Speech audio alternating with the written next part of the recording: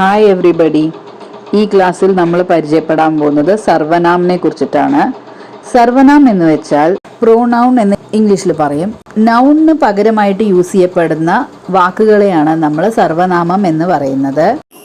സർവനാം plus വിഭക്തി പ്രത്യയമാണ് നമ്മൾ ഇന്ന് പരിചയപ്പെടാൻ പോകുന്നത്. അപ്പോൾ നമുക്ക് ആ വാക്കുകൾ നോക്കാം.